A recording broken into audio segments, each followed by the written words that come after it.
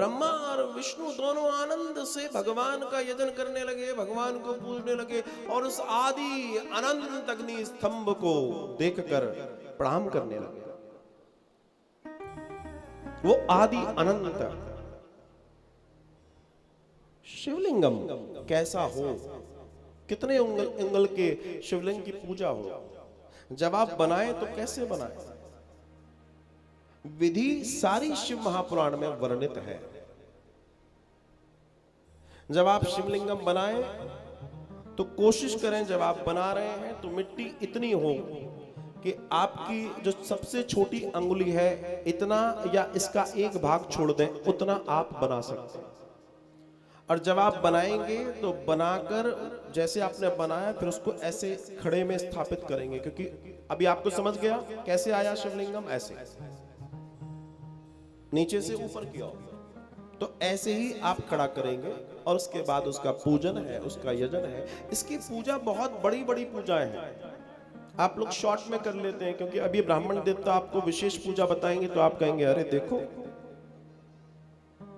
इसलिए बेचारा ब्राह्मण भी डरता है, इनको अधूरा ही थोड़ा ही बताओ, नहीं तो ज्यादा बताएंगे तो सब फुर्र हो जाएंगे। ठीक है, थोड़ी थोड़ी कक्षा में प्रवेश हो जाए वही बहुत है।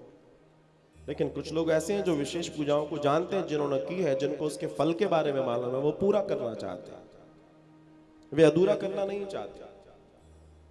इस बात को ध्यान रखिए। एक दीपक होता है जिसको बोलते हैं हजारा। हजारा दीपक कभी किसी ने लगाया? हजारा जो कॉटन होती है, रुई होती है, उसकी बारीक बारीक बहुत सारी बत्तियों का इतना बड़ा मुट्ठा है, क्लब कर दो उनको और उसको भिगो दो घी में, फिर उसको जला दो। व्यक्ति प्रसन्न होता है, हमने हजारा जलाया, हजार दीपक जलाए, बोलते हैं ना। ये आपके मन का भ्रम है, ज्योति उसमें एक ही है, वो एक ही काउंट होगी। बोलो राधे राधे। आप तो बोलना ही पड़ेगा। जब ज्योति अलग अलग हजार स्वरूप में आएगी तब वो हजार मानी जाएगी। ऐसे ही शिवलिंग का दर्शन है। आज मैं देख रहा था, कहीं कोई लोकाचार रहा होगा पूर्वांचल का कि वहां पर बारीक बारीक बना के ऐसे जोड़ दिया, उन्होंने रखा था।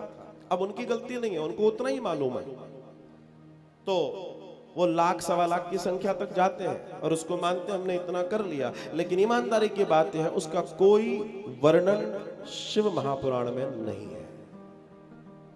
शिवलिंग निर्माण का सीधा दर्शन है, एक बनाइए, उसको स्थापित कीजिए और उसी प्रकार से उसका पूजन है। यहां तक कि जो आप मिट्टी लेते हैं, मिट्टी को भी आप लें, उसके पहले आप पूजन करा लें। बिना पूजन कराए आप लिंग निर्माण कर ही नहीं सकते। मिट्टी का पूजन होता है महाराज, पहले आप उनसे आज्ञा लेते हैं मिट्टी से, क्योंकि मिट्टी पर आपका अधिकार नहीं है, आपको आज्ञा लेनी पड़ेगी। जैसे आप तुलसी तोड़ने में पहले आज्ञा लेते हैं, मां क्या अब आपके पत्ते हम नारायण को चढ़ाने के लिए ले लें? और अगर आप आज्ञा लेकर नहीं ले रहे हैं तो आप दोषी कहलाते हैं।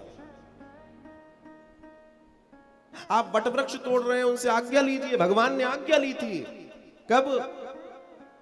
जब वो पुष्प वाटिका में गए थे, भगवान ने आज्ञा ली थी कि हे वृक्षों, हे लताओं, हे पताओं, हम आपसे पुष्प लेने आए हैं, अगर आप आज्ञा दें तो हम तोड़ सकते हैं। भगवान आज्ञा ले रहे हैं। आप इस पर विचार कीजिए, इस पर थोड़ा सा सोचिए। इसलिए मैं बार बार इस दर्शन को कहता हूं कि ये जीवन बहुत कीमती है। जितना हम जान सकते हैं जानने की चेष्टा कीजिए, जितना आप समझ सकते हैं समझने की कोशिश कीजिए, क्योंकि समय एक बार चला गया तो वापस नहीं आएगा। समय वापस नहीं आता, सब वापस हो जाता है, सब वापस हो जाता है, लेकिन समय वापस नहीं आता है। ये ध्यान रखिए।